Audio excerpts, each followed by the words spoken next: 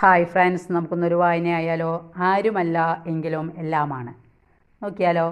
പരിശുദ്ധാത്മാവ് ഒരു വ്യക്തിയെ സ്പർശിക്കുന്നതിനെയാണ് കൃപ എന്ന് പറയുന്നത്.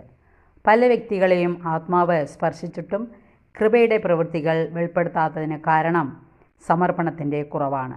സമർപ്പണത്തിൻ്റെ ആഴം കൃപയുടെ ആഴവും വർദ്ധിപ്പിക്കും. യേശുവിനോടുള്ള സ്നേഹത്തെയാണ് നാം സമർപ്പണം എന്നതുകൊണ്ട് അർത്ഥമാക്കുന്നത്. വെറും അധ്വാനത്തെയല്ല.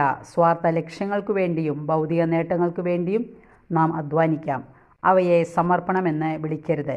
ദൈവത്തിനു വേണ്ടി നാം ഉപേക്ഷിക്കുന്നതിനെയും നേടുന്നതിനെയും ഒക്കെ നമുക്ക് സമർപ്പണം എന്ന് വിളിക്കാവുന്നതാണ്. ഓ നല്ല ദൈവമേ, അവിടുത്തെ കൃപയുടെ കീഴിലേക്ക് ഞങ്ങളുടെ ജീവിതങ്ങളെ ഞങ്ങൾ സമർപ്പിക്കുന്നു. അവിടുത്തെ തിരുഹിതത്തിനൊത്തു മാത്രം അധ്വാനിക്കുവാനും അങ്ങനെ ഞങ്ങളുടെ അധ്വാനങ്ങൾ വ്യർത്ഥമായി പോകാതെ ഫലം ചൂടുന്നവയാകുവാനും ഞങ്ങളെ സഹായിക്കണമേ. വായന ഇഷ്ടപ്പെട്ടെങ്കിൽ ലൈക്ക് ചെയ്യുക. Thank you.